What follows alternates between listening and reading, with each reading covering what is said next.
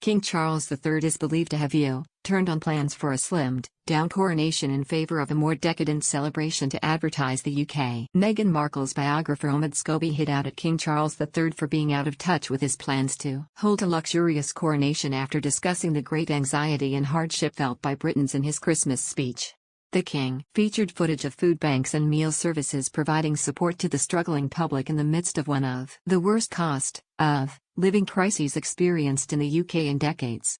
Mr. Scobie, however, branded His Majesty hypocritical for denouncing the state of affairs currently facing Britons whilst turning on his plans to have a leaner coronation service in favour of full-out pomp and circumstance. Mr. Scobie said, "It seemed rather hypocritical for the King to express sympathy and concern for difficulties faced by the nation he serves when, just a week prior to recording his message at Windsor Castle, he had quietly made a dramatic turn on plans for cut-price coronation celebrations." Buckingham Palace had previously announced the King's coronation next May would be scaled back compared to the service held in honour of Queen Elizabeth II in 1953.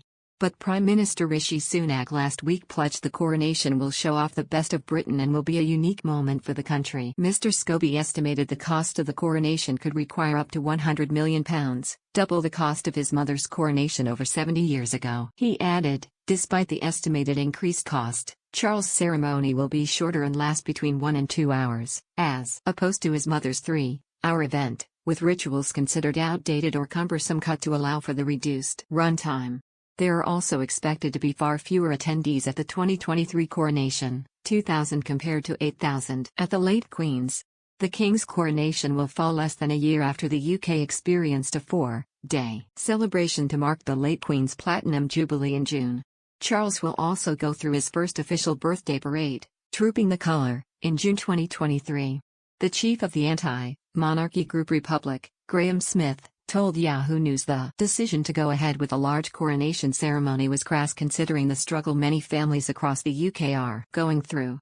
Mr. Smith said, "Working people are struggling to pay rent and mortgages and feed their kids. It is utterly crass for Charles to demand a coronation that will be every bit as extravagant as the last one. The coronation isn't necessary. He is already king. This is all about promoting the monarchy and satisfying his ego." But historian Lord Roberts of Belgravia noted both King George VI and Queen Elizabeth II's coronation took place at a time of heightened pressure for both the UK and the rest of Europe. The King's grandfather, who ascended the throne in 1937 after Edward V's shock abdication, happened under the threat of Nazi domination of Europe whilst his mother took over whilst war rationing was still in place. Lord Roberts said, "They were both occasions when we could remind ourselves of our values and the sense of optimism that saw us through those terrible crises. The government should be applauded for taking the brave decision to host a much-needed celebration properly next year."